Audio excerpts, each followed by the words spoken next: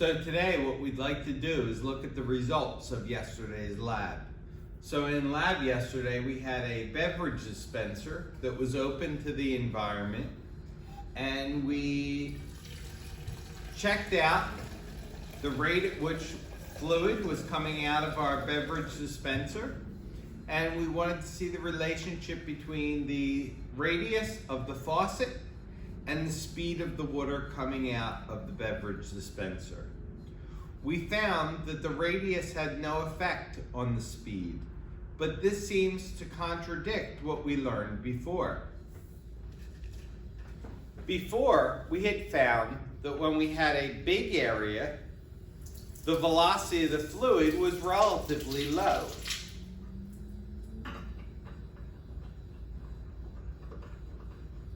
And that when we had a smaller radius, the velocity was incredibly fast. So the question today is, why do we get one set of results with this and a different set of results with this?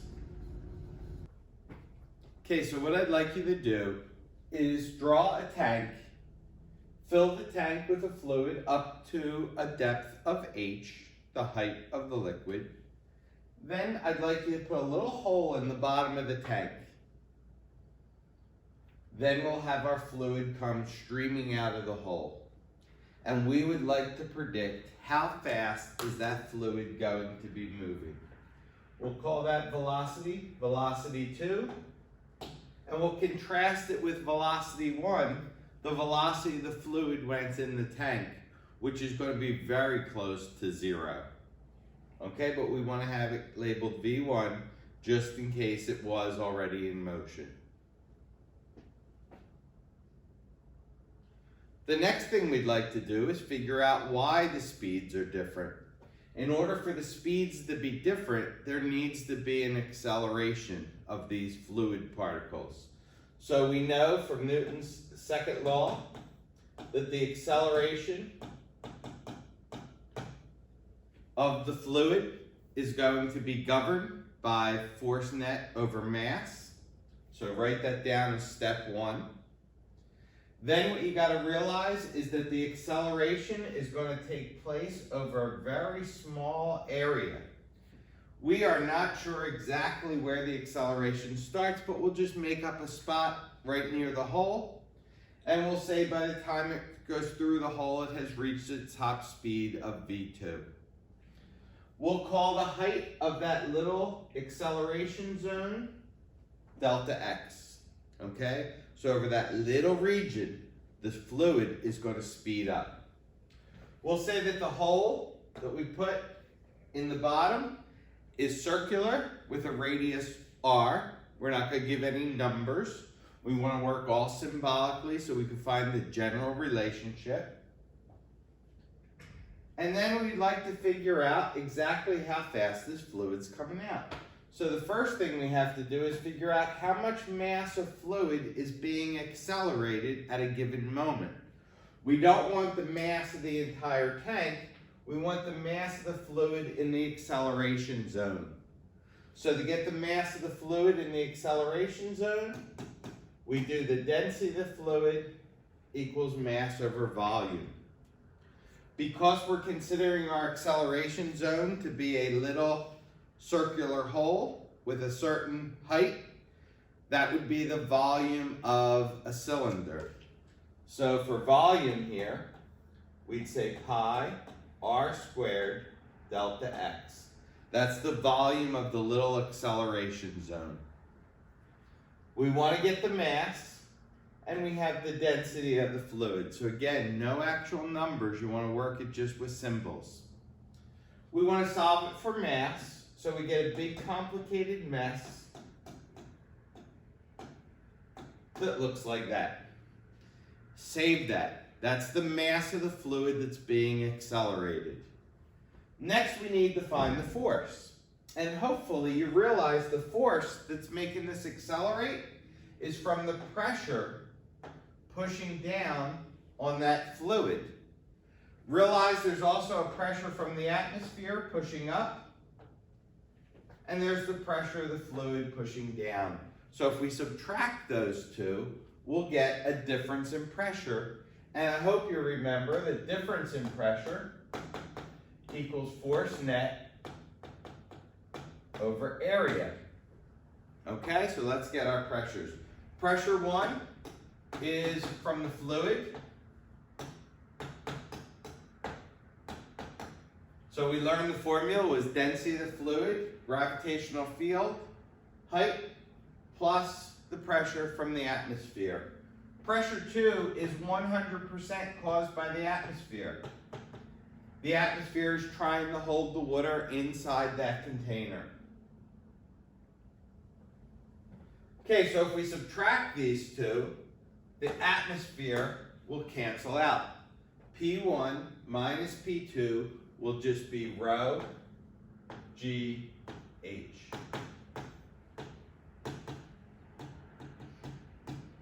Again, rho is the density of the fluid, G is the gravitational field, H is the height of the liquid in our container. The area would be the area of this circular hole. Okay, the area in contact with the atmosphere, and that would be pi r squared, since it's circular. We solve it for force net, and we would get rho G H pi r squared. Complicated, but not so hard, I hope to follow. We then take that and plug it in for our force net. So we have mass and we have force. We should be able to find the acceleration. So we go acceleration equals force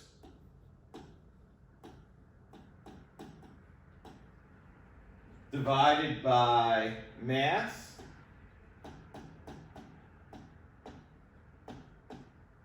and you'll see that a lot of things cancel out. So we can cancel out the density, which means that the density of the fluid does not affect the rate at which the water comes out. So if it's regular water, salt water, rubbing alcohol, gasoline, it'll all flow out at the same speed. Kind of an unexpected result. Realize this wouldn't work for fluids like honey or molasses that don't flow smoothly, that have high viscosity. Okay, but for fluids that flow easily, this result shows us that the density is not a factor. The other thing that's not a factor is the pi and the r squared, which means the area of the hole doesn't matter. So it doesn't matter if the hole is this big or this big, it'll still come out at the same speed. That's what we found in lab. We found that the size of the faucet, for some reason with this type of system, did not affect the speed with which the water came out. Okay, and we see why now. It cancels out. So we're left with acceleration equals gravity, height, over delta x. Okay, so that's our result so far. It's still not really helpful because we wanted to find the velocity too. So what we're going to do, I'm going to delete all this, so if you didn't catch it all, pause the video and make sure you have it worked out for yourself. We want to go back to accelerating objects from last year. And we had delta x, vi, vf, a, and t. Our delta x is literally delta x, the acceleration zone size. V1, or V initial, we're calling V1, and again, it's going to be pretty close to 0. This will be V2, and this will be the thing we just found, gravity, height, over delta x. And we are trying to figure out V2. We want to know how fast the water is going to be moving when it comes out of the container. So what we do is we look for an equation that has these four things in it, and it comes back to Vf squared, Vi squared equals 2a delta x. We then plug in V2, V1, 2, G, H, delta X, and delta X. Okay, we plugged in our acceleration. Notice the size of the acceleration zone does not even matter. So we get down to, on this side, 2GH. The V1 we said is probably going to be very, very, very close to 0. The fluid inside the tank is barely moving, so we could ignore it. And we get V2, that's the velocity the water comes out of the hole, is equal to 2GH, which means this velocity is equal to the square root of twice the gravitational field times the height. Meaning the only thing that makes a difference in terms of the speed of the water emerging from the hole is the planet you're on and the depth of the fluid. Again, the limitations to this model will not work for things like honey or crude oil. And the other limitation is the hole gets too small, even water and other fluids will start to have trouble with the friction between them and the walls of that opening, okay? But for moderately sized holes, for very big openings, this formula predicts the speed of the water or other fluid coming out. Again, it does not depend on the size of the opening, and it does not depend at all on the type of fluid, so long as it flows easily. Now, just because the velocity is the same doesn't mean the flow rate will be the same. So I hope you guys realize that if the hole was bigger, it would still be coming out with the same speed, but since it's got a bigger area, you get more volume per second coming out. Okay, to show me that you actually understand what we just did and you could apply it to situations that we kind of dealt with before, I'd like you to take a look at the flex tape commercial again. And we've got a giant hole carved in the side of a tank.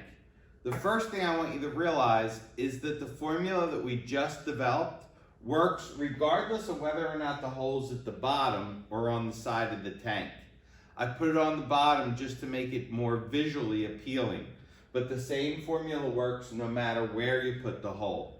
The only important thing to realize is that the tank has to be open to the atmosphere. If the tank is open to the atmosphere, the formula that we just learned will apply.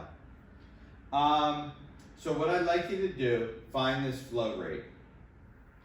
Okay, so it says a large tank of water has a depth of 1.3 meters.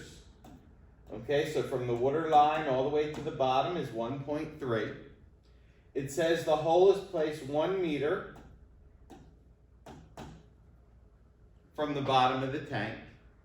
And it says the hole has a radius of 2.5 centimeters. So what I'd like you to do is figure out flow rate. You know how to do flow rate in terms of a prediction. So you have to find the velocity, so use your new formula, find velocity, and realize you want to use this height, not the whole tank, just the part from the water line to where the hole is. That's the only part creating pressure to push water out of that hole. Okay, use that height to find your velocity. Use your velocity and your area to find flow rate, and then convert the flow rate into liters per minute. If you notice, they are refilling this tank as water comes streaming out, and I would like to know what is the rate in liters per minute that they have to add to the tank to keep the water level stable at that position. All right, so good luck with that. If you have a problem, let me know during McCully 1 time.